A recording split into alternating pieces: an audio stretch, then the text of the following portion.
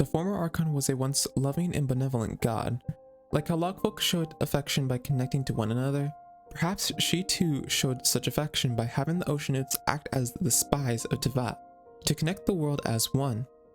However, one day she vanished without a trace. Now, no one knows of her history, how she died, who she was as an Archon, and why the current Archon was strikingly different from her.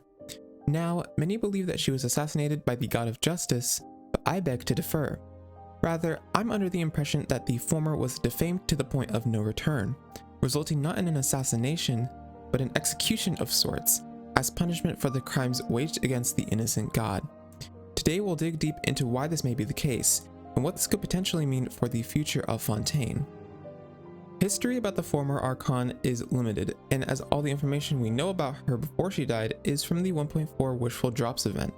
During the final part, the Life Flows On event quest, Endora explains how the former Archon sent the logfolk across Teyvat as Fontaine's spies. This was not with malicious intent, however. Rather, she wanted to have Teyvat connected together like water. Because Endora used feminine pronouns to refer to the former, it is safe to assume that she was female, which is also the case for the current Hydro Archon. There isn't too much else that we can go off of about the former without creating stretched out speculations.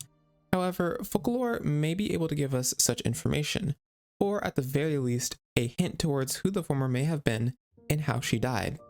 Let's explore a bit more about Focalor.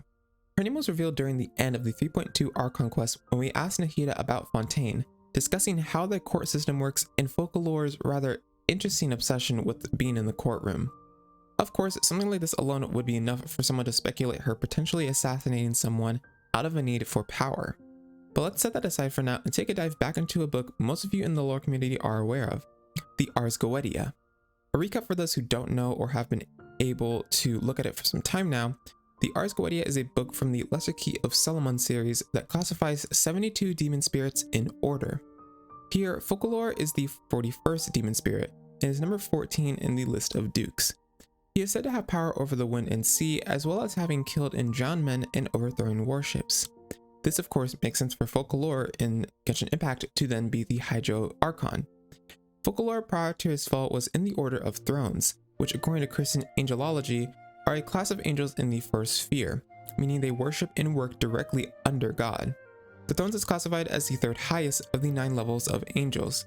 After waiting 1,000 years, Focalor had hoped to return to the 7th heaven. However, he was deceived by this hope.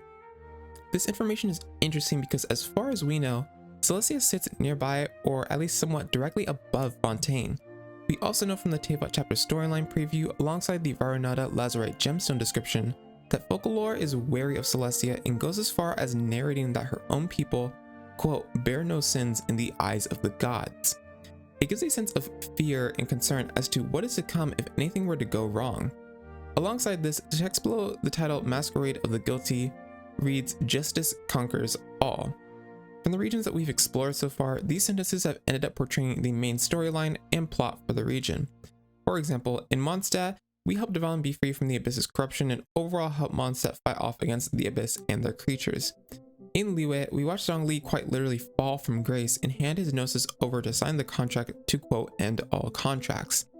In Inazuma, we challenge A's ideal of eternity and helped her learn to appreciate human ambition and transience like her sister Makoto. In Sumeru, we uncovered everything that was hidden in Sumeru's mirage of knowledge, allowing us to save the Dendro Archon, halt the Academia's plans of creating a new god, and healing Irminsul. With Fontaine, we may directly challenge Focalor and use our own ideal in our favor, casting upon a quote final judgment to expose her or Celestia's wrongdoings.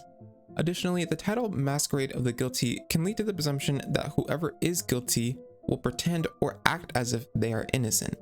Such an observation can lead us to infer that the guilty here is either the Hydro Archon herself or Celestia, or perhaps both.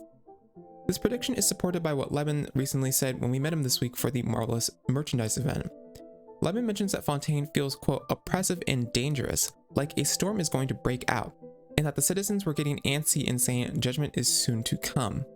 Now, I've seen many predict this may be inspired by the events of the French Revolution, and while I don't necessarily disagree, I like to offer a more biblical approach.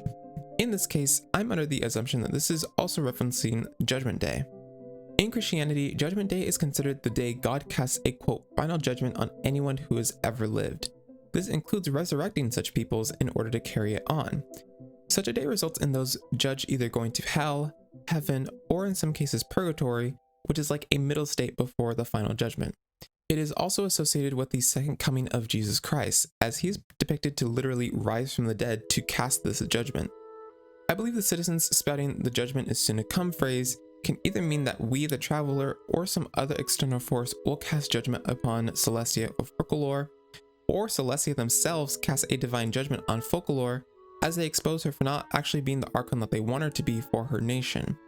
What I mean by this is, based on her personality and blatant obsession with the courtroom, it feels almost as if she cares little about what actually goes on in her city. The water there is supposedly filthy or contaminated in some way based on the energy issues problem that we've heard from Fontaine NPCs. People have interests in technology but never actually really make things themselves. And the court system is so strict and rigid that even Yanfei considers it as notoriously complicated. This is also supported by Patrice during the Vibro Crystal Project's quest, where he mentions that he could easily be charged with something like, say, misuse of public funds or misappropriating academic resources, or simply not producing successful experiment results. But when it comes to Judgment Day, what exactly could Focalor or Celestia ever be exposed of doing it that would result in a final judgment to be casted? Let's go back to the Ars Goetia and the main premise of what may have happened to the former. The Ars Goetia, as discussed previously, has 72 demon spirits. These 72 demons also happen to have 72 angel counterparts known as the 72 angels of Shem HaMephorash. These angels act as the balancing force against their demon counterparts and are classified in a variety of ways. Primarily, they are typically classified by type, have influence over specific things, and have a biblical line that is attributed to them. Like how the 41st demon is Focalor, the 41st angel is Hahahel. Hahahel is known as the angel of mission, whose primary influence is governing Christianity itself. Hahahel belongs to the 5th order of angels, which would land him in the 2nd sphere under the virtues class. Virtues are known for their excellent control over the elements, as well as assisting with things such as miracles and encouraging humans to strengthen their faith in God. He works directly under God and is a very spiritual angel who protects those who are missionaries or disciples of Christ and spread the words of scripture to other places, like how Lock folk spread across Devat to connect to each other, but we'll get more into that later. Conversely, he acts against the impious or slanderers. Their action against slanderers is reflected in the Bible verse that is attached to them, which is Psalms 120 verse 2. It reads, "Deliver my soul, O Lord, from lying lips and from a deceitful tongue."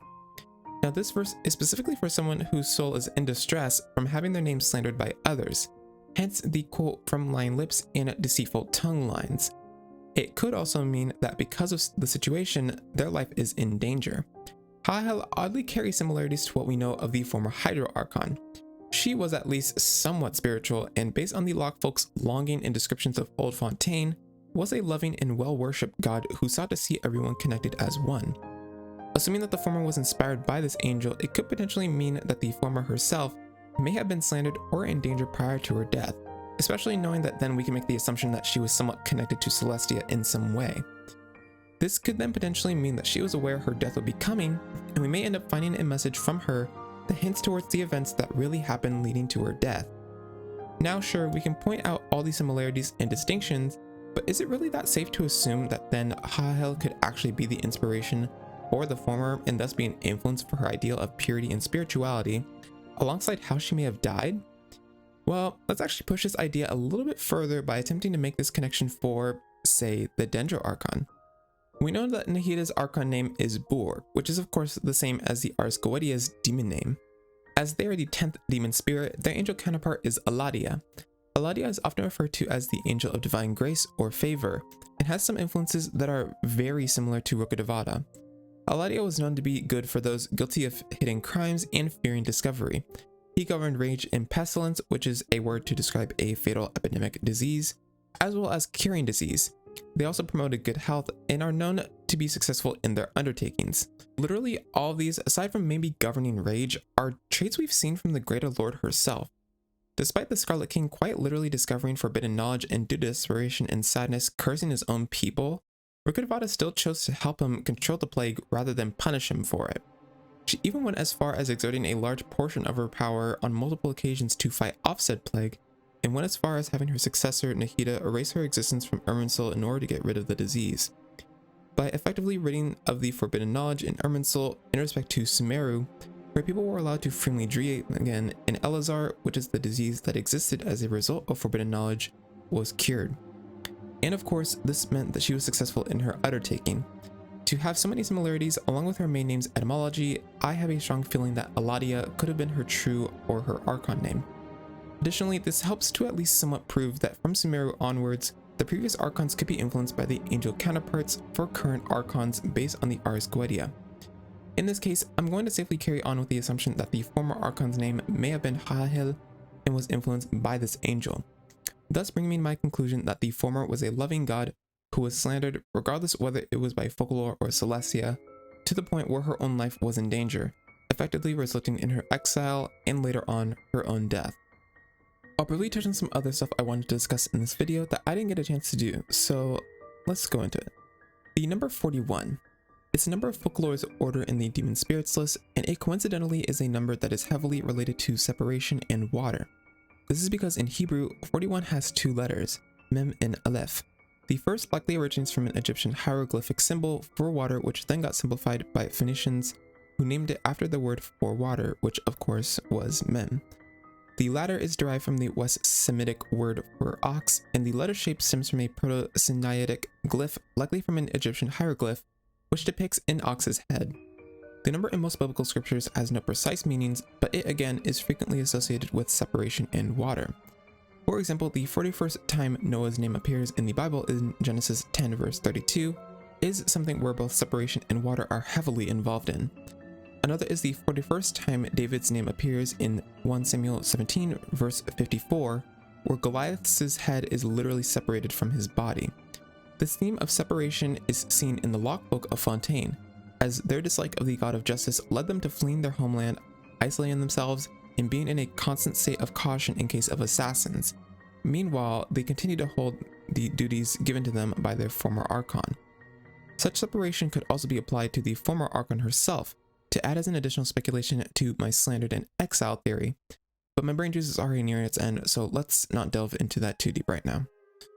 The next quick thing I wanted to talk about is the absolute lack of information regarding the former Archon. Like, how is there no information about the previous Archon's death anywhere? It just makes my suspicion of everything revolving around her death being covered up not just by the god of justice, but potentially Celestia as well. It doesn't help that it's quite literally staring at Fontaine and watching it like a hawk, like as if it's just waiting for something to happen. It's even weirder that no Fontaine NPC, so far to my knowledge, is even aware of the previous Archon's existence. It's as bad, if not potentially worse, than Nahida's case in Sumeru. And lastly, I want to touch more on Focalor's obsession with the core. I seriously get more and more concerned about her as time passes on. She is definitely an Archon who I think will get on their bad side immediately upon arrival, similar to A. If minor changes in that nation can result in people serving enormous sentences and even death, yeah, it's a recipe for a revolution type storyline, or a storyline where we have to directly confront her hypocrisy to be able to move on to the next nation. And speaking of the next nation, I do wonder what lessons we'll learn in Fontaine, aside from learning how to play mock trial with Focalor. I'll end the segment by saying that she'll likely be an Archon that knows nothing about our sibling, or at the very least only knows a few things pertaining to their activities. Alright, and that concludes this theory video. I meant to have this video done for a while, but I had a really hard time putting it together because, well, as you could tell from this video, it was very speculative.